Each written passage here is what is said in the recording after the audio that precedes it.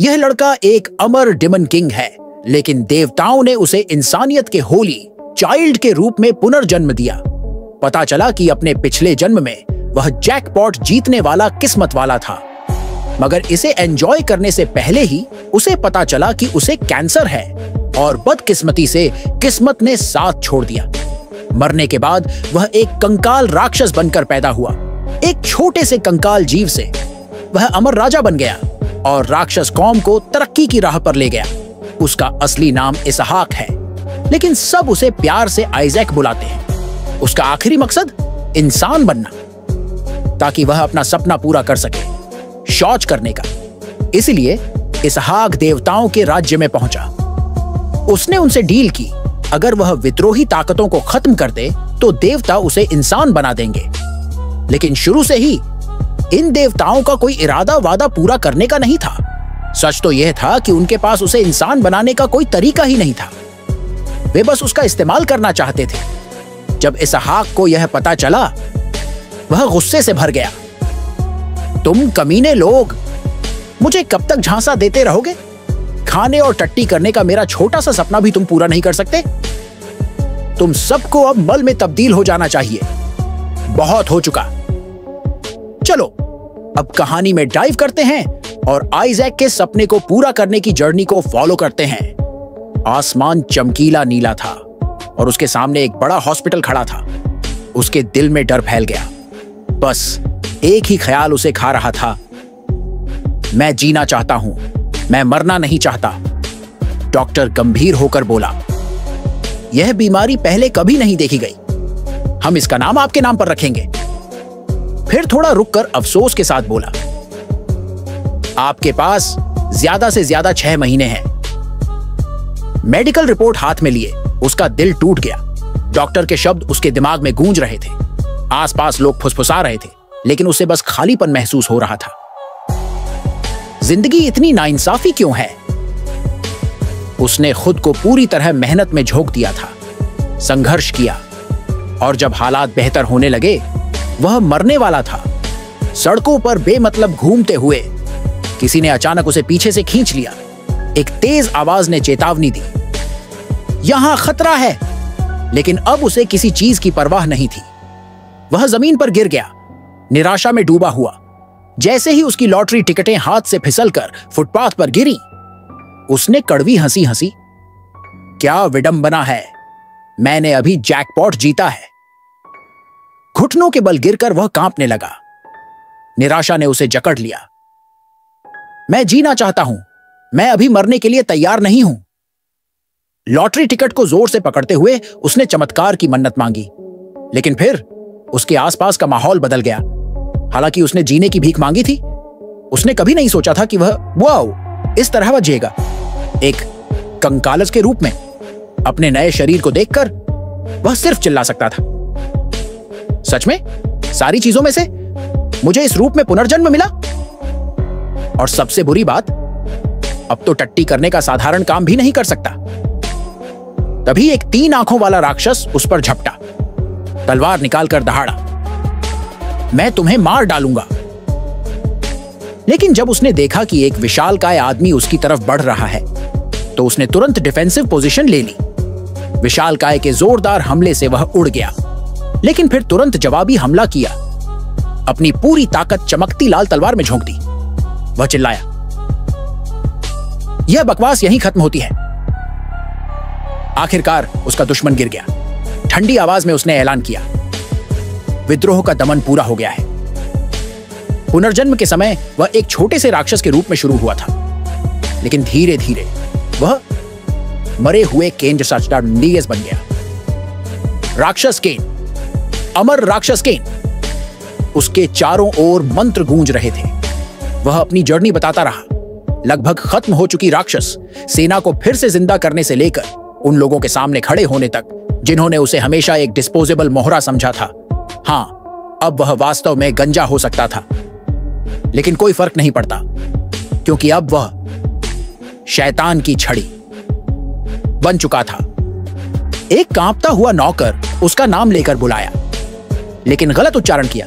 गुस्से में उसने सुधारा, मेरा नाम इसहाक है, आइजैक नहीं, लेकिन लगता था कि ये बेवकूफ कभी सही नहीं बोल पाएंगे। बेकार की बहस में समय बर्बाद न करते हुए उसने बस कहा, अपना ख्याल रखो। जब कोई घबरा कर पूछता, तुम कहां जा रहे हो, तो वह ठंडे स्वर में जवाब देता, मैं अपना इनाम लेने जा रहा हूं। उसका आखिरी गोल अब उसकी पहुंच में था, इंसान बनना। आसमान की तरफ देखते हुए उसने ऐलान किया, मैंने तुम्हारे सारे दुश्मनों को खत्म कर दिया है। अब हमारे डील के मुताबिक तुम्हें मुझे इंसान बनाना होगा। लेकिन वादा निभाने की बजाय देवता हिचकिचाने लगे, आपस में फुसफुसाने लगे। वह हैरान था कि उसने इतनी जल्दी काम पूरा कर लिया। कुछ तो यहां तक कह रहे थे कि उसे और कुछ समय तक फ्री में काम करना चाहिए। उनकी फुसफुसाहट सुनकर उसका गुस्सा फूट पड़ा। मैंने सब कुछ सुन लिया, कमीनो! वह दहाड़ा। उसकी आवाज खतरनाक गुर्राहट में बदल गई, जैसे ही उसने याद दिलाया कि उन्होंने कसम खाई थी, अगर वह उसके सभी दुश्मन। लेकिन जब वे लगातार हिचकिचाते रहे तो इसहाक ने गुस्से में अपने दांत भींच लिए और दबी हुई सांसों में गालियां देने लगा।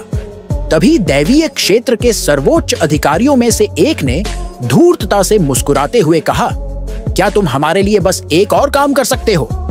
वह आखिरी तिनका था। इसहाक का गुस्सा फूट पड़ा। भले ही मैं सिर्फ एक कंकाल हूं, लेकिन तुम्हें कम से कम यह तो पता होना चाहिए कि कब रुकना है। तुम कमीने, तुमने मुझे अनंत गुलामी में धकेल दिया, जबकि तुम जानते थे कि तुम्हारे पास मुझे इंसान बनाने का तरीका है। जितना वह बोलता गया उसका गुस्सा उतना ही बढ़ता गया। और अब भले ही मुझे देवताओं से ही लड़ना पड़े, मुझे कोई डर नहीं लगता। दिव्य प्राणी के चेहरे पर मुस्कान फीकी पड़ गई। उसे कुछ एहसास हो गया था। उसके बगल में एक आवाज फुसफुसाई, हमें पहले ही उस पर भरोसा नहीं करना चाहिए था। फिर भी वह घमंडी व्यक्ति मजाक उड़ाता रहा। हमें उसके जैसे पागल से बात क्यों करनी चाहिए? इसहाक की आंखें क्रोध से जल उठी। तुम सिर्फ मुंह चलाते हो। अपने निषिद्ध सम्मोहन जादू के अलावा तुम खुद कुछ भी नहीं बना सकते या नष्ट नहीं कर सकते। एक मरे हुए के रूप में मैं शुरू से ही वास्तव में जीवित नहीं था, और फिर भी तुमने मेरा शोषण करने की कोशिश की। उसकी आवाज गहरी हो गई। अगर तुम मुझे ऐसी चीज में नहीं बदल सकते जिससे स्वर्ग भी डर जाए, तो अब मुझे तुम्हारी कोई जरूरत नहीं है। देवताओं में दहशत फैल गई। उन्होंने जल्दी से और समय की भीख मांगी। हताश होकर वादा किया, अगर तुम हमारी कुछ और मदद कर दोगे तो हम तुम्हारी इच्छा पूरी कर देंगे। लेकिन इसहाक ने उन्हें अपनी बात पूरी नहीं करने दी। उसने एक भयंकर दहाड़ के साथ उन्हें रोक दिया। अपना वादा तोड़ने के लिए तुम्हें अपनी जान देकर कीमत चुकानी पड़ेगी, उसने घोषणा की।